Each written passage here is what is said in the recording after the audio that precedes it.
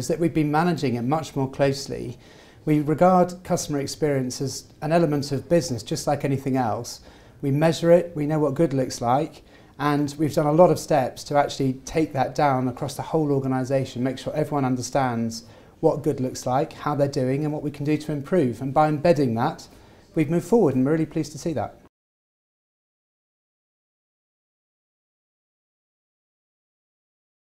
I think there's probably three areas that we've focused on a lot over the past 12, 18 months. The first one is culture, the second one is what we manage, and the third one is just the overall product and channel offering that we offer our customers. But the biggest area really, I think, has been around culture. So as an organisation, we've got a very clear vision. We want to be the most trusted provider of financial services in the UK.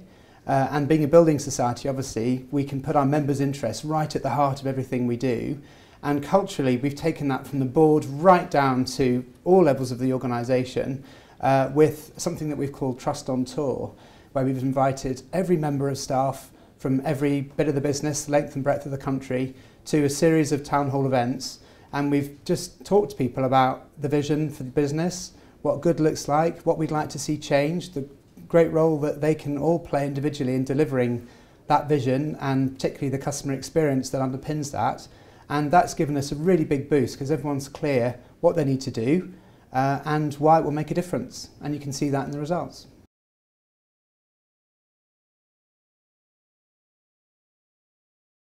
We've taken the Numwood 6 pillars, which we find a really useful framework, and we've translated that into what we call our respect pillars, which is our own language for what that means internally, using our own language. And they're broadly similar, the names are a bit different, but the essence of what they stand for is very similar.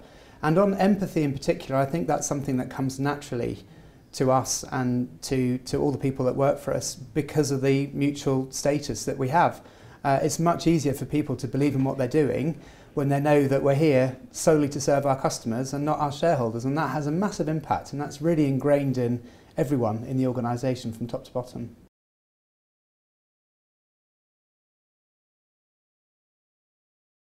We have a board delegated committee actually specifically to manage customer experience, and we call it the Customer Experience Forum.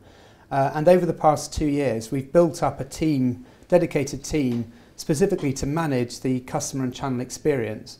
And their job through this forum is effectively to bring about the changes that we need to deliver what we think we should be doing from a customer experience perspective. So it's laying out the vision of what we want to do, be that brilliant basics or moments of truth or the 6 pillars, how we want what we think good looks like, and then measuring our performance against each of those things that we set out.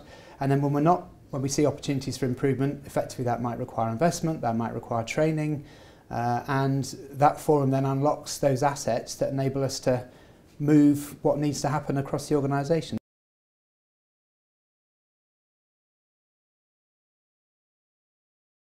The other thing that we've done is we've spent a lot of money building proper tracking tools.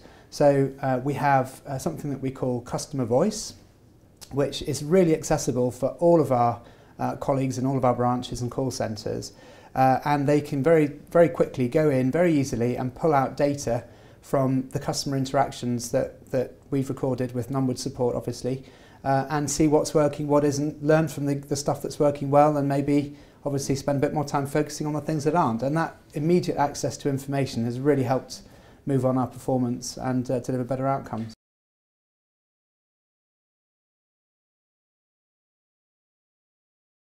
We've had a very, very strong set of results again. So if we look at what we've done in the first half, for example, we've delivered almost 19% of the entire mortgage net lending into the UK market, which is, for a business of our scale, we think is a pretty good effort. And the financial results have been very strong as well. And this is all because we have customers at the heart of what we're trying to achieve. And with that, it delivers good business outcomes. That's the order in which it happens.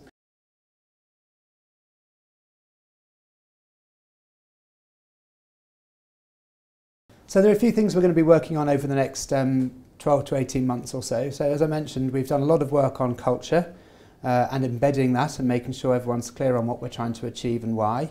We've done a lot of work on monitoring and embedding the 6 pillars down to individuals so that we can see what's working, what isn't, and get that feedback loop working that I mentioned before. The areas we still need to do some work on are around some of our moments of truth. So we know a lot of the service that we provide is around brilliant basics, just getting the basics right day in, day out. But there is still a lot of work that we need to do on some of those trickier aspects of moments of truth, like complaints handling, bereavement, for example, is a difficult one for financial services because it's such a difficult time for our customers, obviously. And a couple of those areas we need to shine a bright light on and make some improvements on. But hey, if we'd done everything, then what would you do the next day?